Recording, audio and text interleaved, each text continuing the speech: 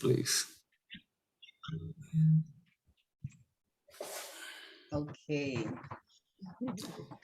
I will wait. It's 11 o'clock right now. We'll wait at least 2 minutes to see who else jump into the this space. ¿A quiénes tenemos de la prensa? Bueno, todavía no sabemos, Rosita, porque son las 11 en 11 y 10 segundos, creo yo, más o menos. No, pero no, pregunto por si ya han contestado que van a estar o no. Oh, sí, tú sabes que este espacio, Cristina is there. Oh, perfecto, gracias, qué alegría verte, Cristina. Gracias. Por eso lo vamos a grabar, Rosita, porque ayer lo que sucedió, hey Rebeca, lo que sucede es que alguna prensa va a escribir por email y decir, mándenos una foto, y le voy a pedir a Mota que tome una foto del screenshot aquí, y el press release. Pero para nosotros es importante para podérselo enviar rápido a la campaña de Silva y de Adams.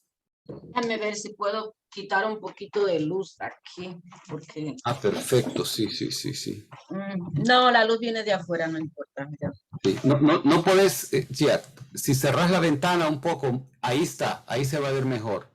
Ahí se ve mejor, sí. Sí, claro, mujer, podemos verte Guillermo, muy bien. Perfecto. Guillermo, do you want national Andy. list or just New York? I'm sorry, boss? National list or just New York? For what, boss? For Daniel Ravelo. To put it in the website, Okay. just to put it in the website that people can download it, and then he can give us the link. He have it already.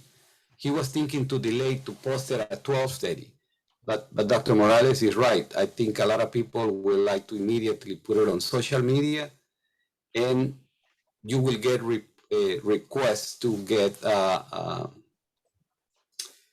to be sent, because again, everybody's on rush this way.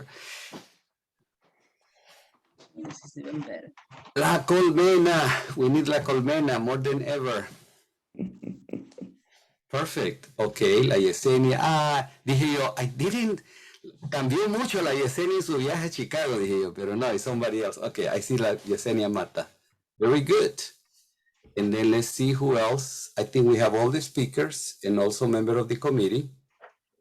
Perfecto. Well, it's 11:03. I will start now, boss, and Mota, right. and then people will trickle in. Good morning, everyone.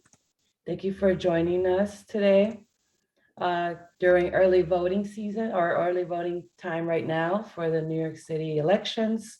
Please remember to vote. And I'd like to begin with our first speaker, Dr. Susana Morales, to talk about the health action agenda we've been working on. Thank you so much. I am very honored to have been part of the development of this extremely important Hispanic Latinx health agenda for New York City.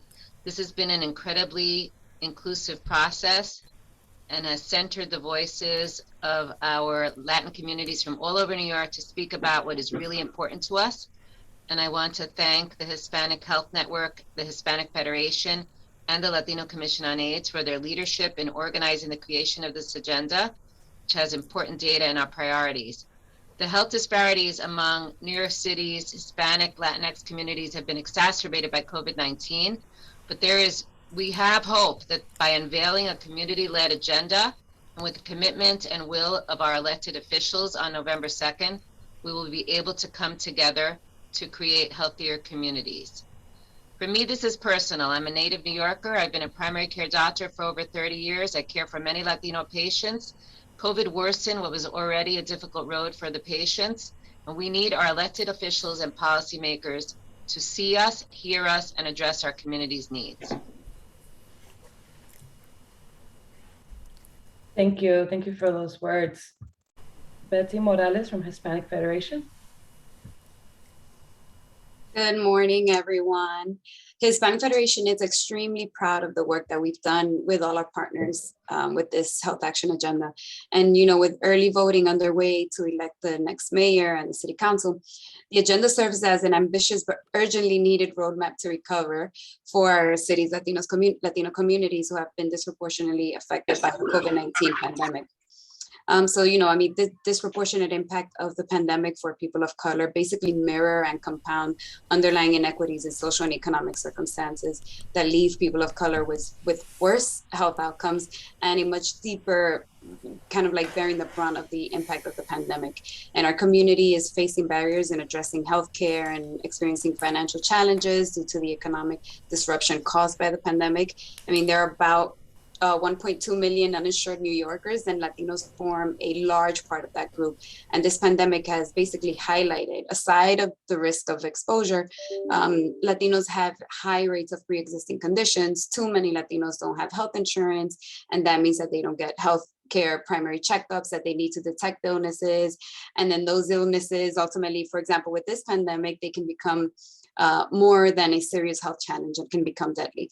And although the immigrant community tends to be young and healthy, for example, the prevalence of diabetes, for example, is 22% among Latinos, which is the highest for any US racial or ethnic group. So we must develop sound public health policies that ensure communities are healthy, which is also beneficial to our society as a whole. And this is why the agenda is so important. And our elected officials must commit to basically addressing the health challenges that our communities are facing. So thank you. Thank you so much, everyone, for all the work that you put into this agenda. Thank you, Betsy. Now we'll go to Yesenia Mata from La Colmena. Good morning, everyone. My name is Yesenia Mata. I am the Executive Director of La Colmena, a day labor and immigrant rights organization based in Staten Island, New York. Throughout the entire pandemic, we saw firsthand how the Hispanic Latinx community was dying at a higher rate, how it was difficult for our community to get the resources that they needed due to there not being trust, there being language barriers, and how outreaching that was just not being conducted in a way that can really be reaching to our community. This is why when there was a call out to unite and work together to ensure that our Hispanic Latinx community is provided with the support that they need, many Latino serving clinical and non-clinical professionals, faith-based representatives, community leaders, community-based organizations, and public health advocates from all 5 boroughs began working on the first ever New York City Hispanic Latinx Health Action Agenda, Our Health, Our Future. By creating this agenda, we went deeply into all issues, working closely with the community and with one another. We hope that the next time around when another pandemic or any sort of illness comes about, our community is fully supported. We cannot let another pandemic swipe out our Hispanic Latinx community. We need our elected officials to work with us if they really want to fight against the health disparities that our community faces. Gracias to everyone that made this agenda happen. You all put great work into this. The fight's not over, but I know with this new agenda, we are heading towards the right direction because it is our health, our future. Gracias. Thank you so much, Yesenia. Now, Cristina Herrera from Trans Latinx Network. Thank you. Thank you so much. And good morning, everyone. I wanted to quickly introduce myself. So I'm Cristina Herrera. I'm the founder and CEO of Trans Latinx Network, a translator organization here in New York City. I'm very, very proud and also thankful to be a part of this great initiative. The Health Action Agenda has been crucial in really creating a space for all the different organizations, all the different leaders, experts to really, become a clearinghouse, to exchange resources, knowledge, and also to be able to think in a way that we can advocate for our community. As you all know, the transgender community has historically been heavily impacted by low income, very low access to employment, being underinsured or underdocumented. And for us, living through a pandemic has only exacerbated those issues. We saw that our community took a big hit. We lost many community members, and we have still community members who are struggling to, to get back to a more level playing field, but that's going to take a lot of time, and that is why it's crucial for city and state institutions work with us so that together we can make a better environment, not just for the trans community, but as a whole to the Latinx community. So I thank you all for this opportunity, and I look forward to future actions around this. Thank you. Thank you. Thank you so much, Cristina, for your voice. And now we have Rosita Romero from Dominican Women's Development Center.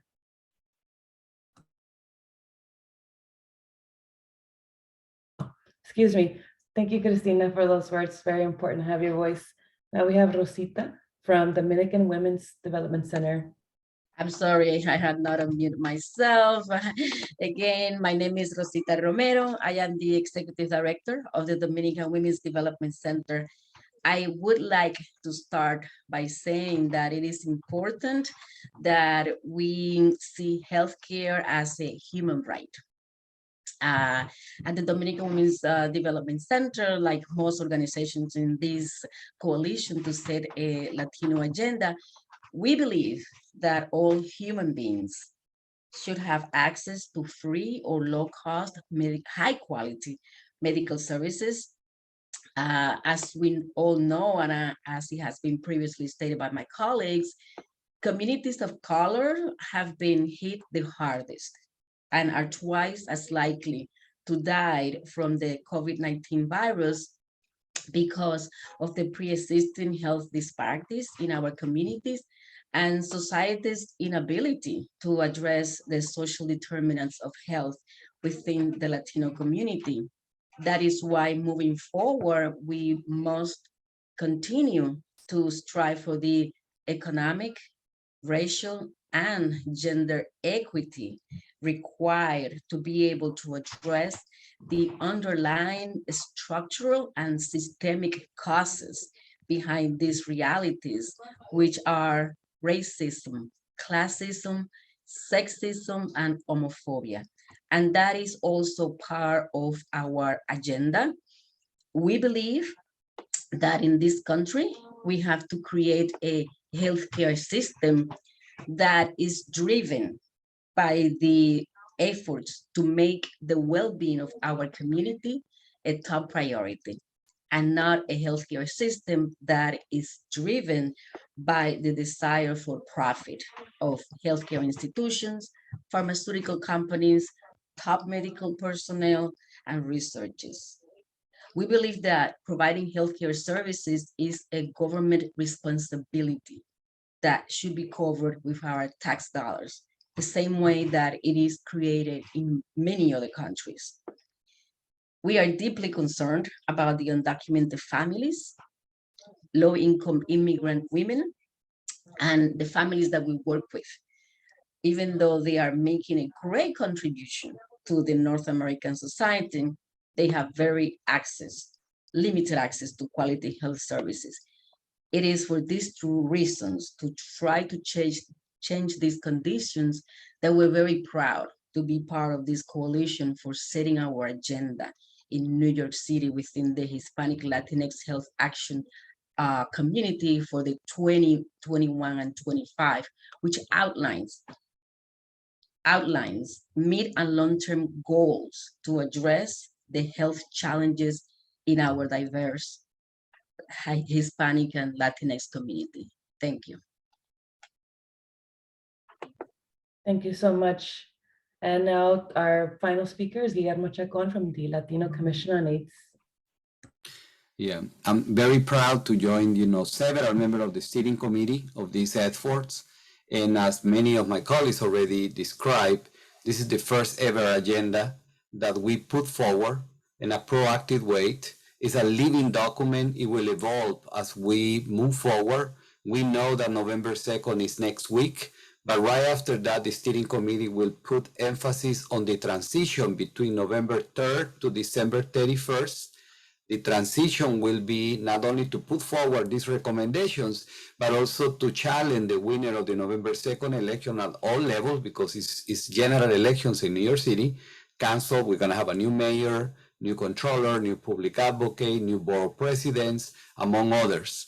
And it's critical for us that our community, who since late last year begin to come together, this coalition, and work throughout this year through subcommittees, through community consultation, both in English and in Spanish, and get feedback for the network of community-based organizations who truly are the bridge of trust for anybody that is trying to deliver services, healthcare services, preventive services to our communities, to be recognized, acknowledged, and also strengthened.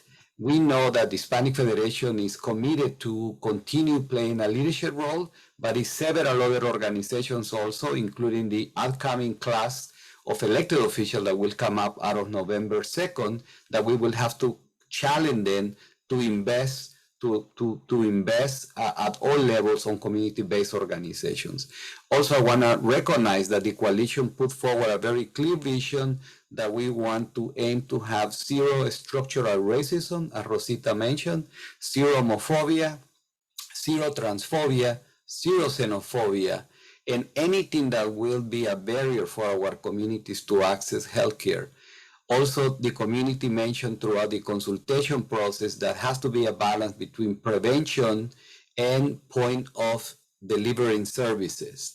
And in between that, we will put our attention immediately, as soon after November 2nd, at the state level, because health policies are defined by the state legislators in Albany, and the governor play a role there, and we will go in and also challenge them, because bottom line is our health is our future, as Yesenia Mata reminds us, as a team of this coalition, and we're not going to stop. We developed this agenda, and we're very proud as a steering committee, but also we're going to aim and partner with community-based providers from upstate to develop a statewide health action agenda from the Hispanic and Latinx perspective.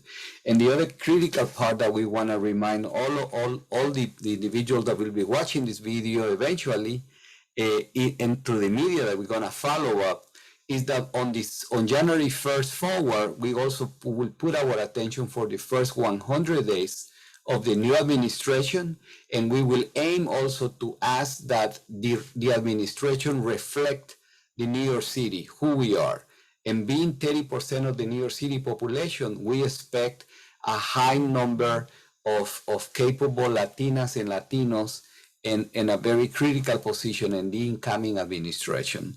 And finally, I want to remind that the Board of Health passed a resolution a week and a half ago declaring racism as a public health crisis. But beyond that, we are concerned about also the role of the police in many places, and also how we go deeper on poverty as a barrier for our communities to access services, and also to ensure wellness and full opportunities across the board, not only for one group of people in our city, but also in our nation. And I conclude also congratulating this steering committee and anybody that participates in our meetings, because this is the first time that we are developing this type of agenda, and will not be the last one, but also we will immediately share it with other cities and states throughout the US and the territories, especially Puerto Rico, to learn, to share with them the lessons learned in developing this document, and ensuring an approach to honor diversity, representation, and inclusion. Again, our health is our future, and this is the beginning, a solid step of ensuring wellness and better health outcomes for our beautiful communities. Thank you, everyone, and we are grateful, and the journey continues. Yeah, thank you so much for everyone at the Hispanic Health Network here with the Setting Our Health Agenda coalition. Thank you all for all your hard work through the month, all the meetings, and for us to develop this very inclusive and comprehensive health action agenda. You will be receiving an email where the agenda lives on the website. Please share with your networks on social media. And if you have any questions, please feel free to reach out to me or Guillermo or anyone as part of this coalition. And Guillermo, any final thoughts or closing remarks? No, I just, the journey continue. And again, we will be distributing in a press release, and we ask the steering committee to do the same. And always hard to get media in a virtual space, but several reporters, especially from Hispanic newspapers and magazines, request that we forward our voices that truly project how diverse we are. And again, don't forget to vote. Please vaccinate against COVID. Please vaccinate against flu. Very important. This flu season is going to be a difficult one. And we still have pockets, very significant pockets of people unvaccinated. Again, please, prevention is save lives. And when we talk about COVID and when we talk about any infectious disease, it's better to know. Thank you. Muchísimas gracias. Y también se va a distribuir todo esto, un resumen en español que lo estamos terminando este día y saldrá a todos los miembros del Steering Committee esta noche o mañana temprano. Hasta luego. Gracias. Hay una pregunta, si se puede decir algo en español también, Guillermo.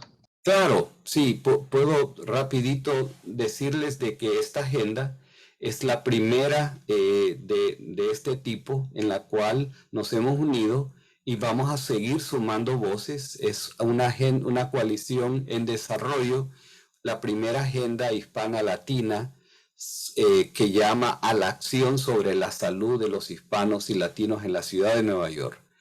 Esta agenda tiene una serie de recomendaciones, está diseñada para impactar las elecciones generales a llevarse a cabo el 2 de noviembre en la ciudad de Nueva York, donde va a haber principalmente un nuevo alcalde. Lastimosamente, ninguna mujer está corriendo con posibilidades de ganar, pero también va a ser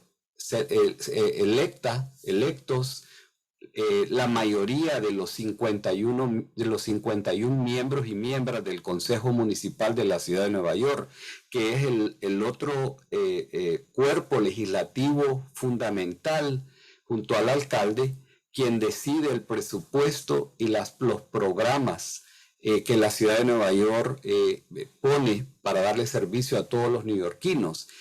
Esta coalición está preocupada acerca de la salud, pero muchos de nosotros y nosotras también estamos involucrados en otros campos importantes, pero en la página web www.hispanicnet.org va a haber un resumen en español y el proceso para desarrollar esta agenda fue de consultas, fue de conversaciones, fue de grupos de trabajo sobre poblaciones y temas que afectan a nuestra comunidad para poder proponer algo que esté libre de racismo, de xenofobia, de transfobia y homofobia. Queremos de nuevo que nuestras comunidades crezcan saludables, que estas generaciones y las venideras, como decía Rosita, reconozcan los oficiales electos que el acceso a la salud tiene que ponerse en el contexto que es un derecho humano innegable y lastimosamente es una de las cosas más complicadas en este país. Así es que vamos a trabajar juntos bajo el tema nuestra salud, nuestro futuro, y esperamos de nuevo hacer la diferencia en el periodo de transición del 3 de noviembre al 31 de diciembre y luego poner toda nuestra atención a los primeros 100 días de la nueva administración, porque los primeros 100 días determinan el tipo de gobierno que va a tener el nuevo alcalde que va a ser electo el 2 de noviembre. Así es que por favor hay que votar entre hoy y el 2 de noviembre. La votación temprana está habilitada hasta el 31 de octubre y luego el 2 de noviembre hay que votar. Es importantísimo que nuestra comunidad se haga presente y que se protejan con máscaras cuando salgan y que de nuevo se vacunen contra el COVID y contra la influenza que se ha reportado que va a ser muy fuerte. Así es que cuidémonos y recordémonos que la vida es lo más bello que tenemos, pero es un boleto de una ida. Así es que hagámoslo de una manera siempre responsable. Y algo que es orgulloso es tener desde La Colmena en Staten Island hasta el Bronx, Brooklyn, Manhattan y Queens unidos, los 5 condados, para de nuevo hacer la diferencia. Muchas gracias. Gracias. Thank you, everyone. Don't feel bad about if we have not have reporters here, but the release will hit everyone, and Hispanic Federation and us and many members of the steering committee will be putting forward the steering committee and getting traction of our agenda. And